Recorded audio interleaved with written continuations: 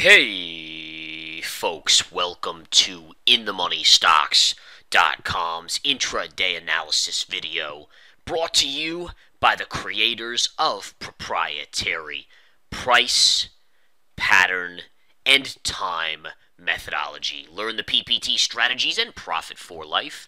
Let's get started today, guys, on this Wednesday, July 23rd, 2014.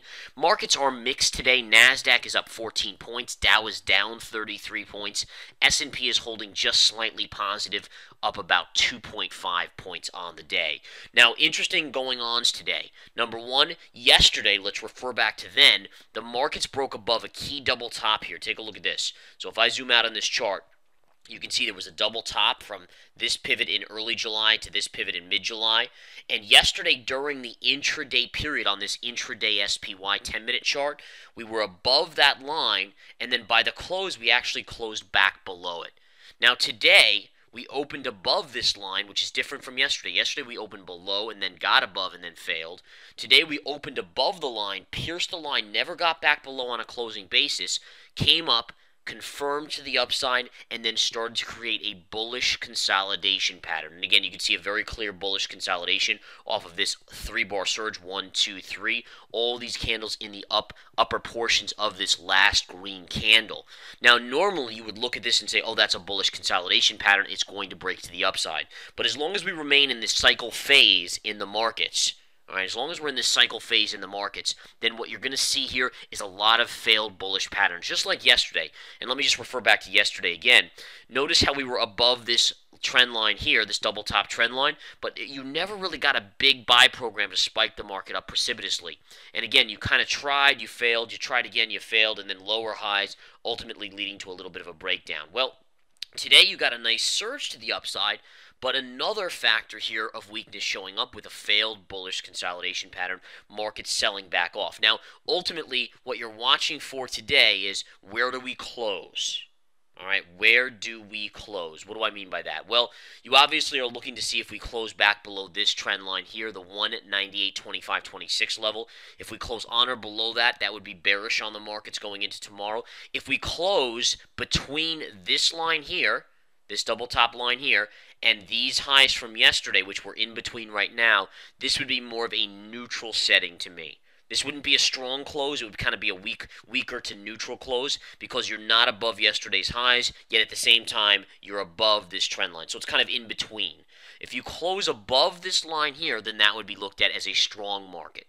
Now, the one thing that keeps irking me about this market and the potential for a little bit more upside, even with the cycle upon us and so forth, you have to think that the NASDAQ so close to 4,500, that even number, and the S&P more than anything so close to 2,000 could be a drawing force, meaning that ultimately that 2,000 level on the S&P is just like a magnet. It's pulling the market towards that even number. So you might actually see a little bit of a move up. There's still a possibility of that. I've said that for a long time, a possibility of getting to these even numbers before we see any sort of selling. But continue to look at these signals on an intraday basis. Like, for instance, yesterday the markets made a new high.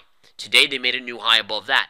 But again, what you're looking for is the kind of between the lines, which tells you that the market is weakening itself. Doesn't mean the market can't make a new high intraday on a closing basis by a little bit. You know, these little kind of inching up type tactics, especially if the markets are going to get to that 2,000 on the S&P and the 4,500 on the NASDAQ. But ultimately, you have to think that it's the bigger case here, which is the weakening signals that we're seeing, which ultimately will take over on this market. So that's really the update on the S&P 500 here. Again, we're looking at an intraday chart. We fell back down beautifully, but now we're bouncing back above the 50. The 50 has really been the shining light here.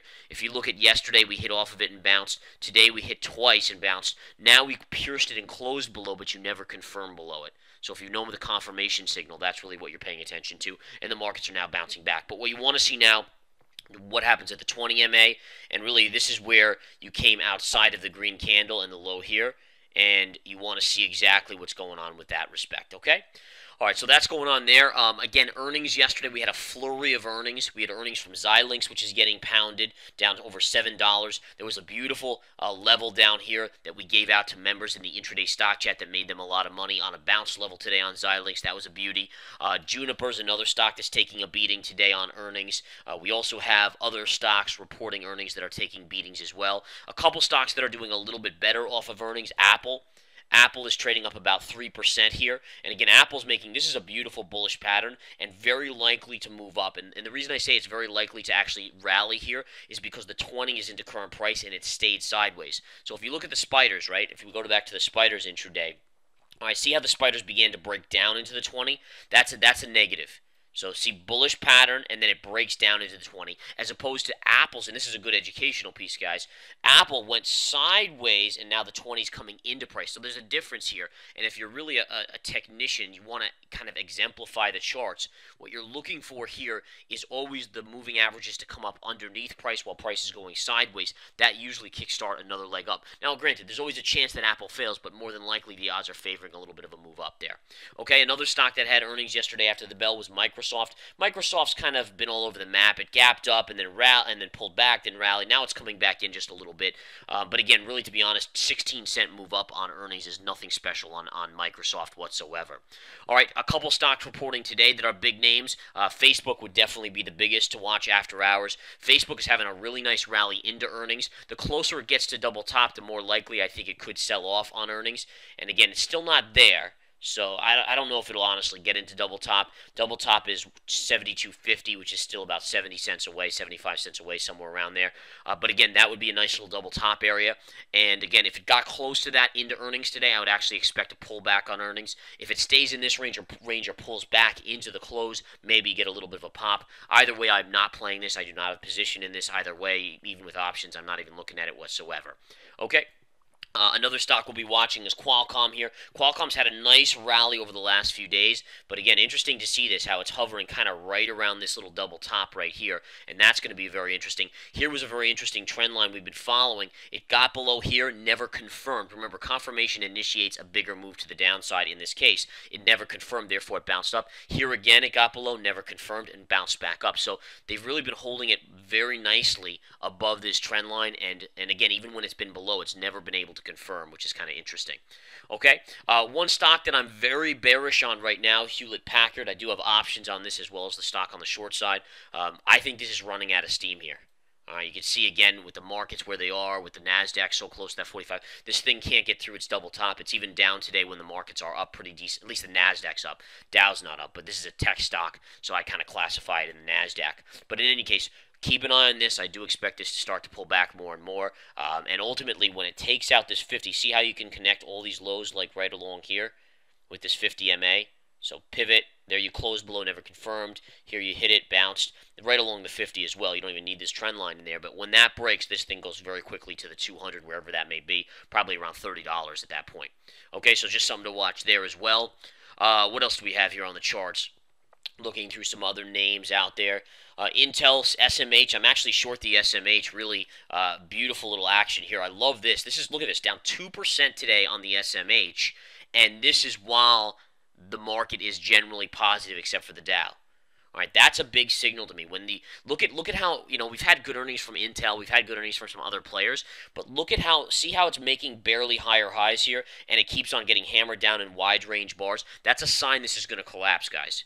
And collapse might be too rough of a term. I mean, we're looking for a pullback anyways, probably to around the 40, good gap fill here, 50 MA, somewhere around like the 48.50 level, I would think. But it's still a $1.50 drop on that, which percentage-wise a pretty nice drop. So watch that very closely, guys. That is a very likely scenario on the SMH in the coming days. And again, especially when the NASDAQ today is up about, right now, 12 points, that's a good indicator as well that something is amiss in this market. Something is definitely amiss here as we flip back to the SPY. SPY kind of just hovering here as well. So we're just kind of watching it. It looks like the SPY stalling here. Now the question is, do we consolidate here and go higher, or do we break back down and take out the lows of the day? And really what you're looking for, you want to follow this trend line again, guys, and again, that upper one I put in, and just follow what I said at the beginning of the video to gain kind of that insight on relative strength in the market. That'll give you a good insight there. All right, other stocks in the know today or in the movement motion. Boeing reported earnings this morning. Initially, that stock was higher pre-market, then got crushed and is down $3 on the day. So we're seeing, in all fairness, you have Apple up a little off of earnings, but even that's not a huge move. Aside from that, most earnings have been pretty weak. Pretty weak showing. And again, I talked about this a little bit yesterday, but the fact is, a lot of these companies did buybacks and they fired employees over the last 5 years, and that helped buoy earnings up. They're not doing that anymore because they kind of can't at this stage, at least not to that extent. And that's why I think you're going to see earnings growth start to mediate. Even with the economy starting to come back a little bit, earnings growth really won't accelerate much because these tactics are not able to be utilized as much anymore. All right, so just something to keep in mind there. All right. Let me just see if there's anything else on the radar that I want to talk about here. One stock that just deserves a note because it's such an awesome move is PBYI. This stock is up 283, 284%. Good results there. Unbelievable move on a stock. I mean, we all dream about having a stock that does that, folks, and I'll be the first one to admit I wish I was in it. I wasn't, but, God willing, one day I'll be in a stock that does that, and that's just awesome. The best thing about this is it's not a small cap. The company's market cap before it reported these results for the drug trial was $1 billion. So, I mean, just think about that. Over $1 billion, actually. So, it's one thing to see a small cap go up 200%. I've been in those before. To see a large cap do that, that's pretty impressive. I tip my cap to that stock. All right, guys. Enough said.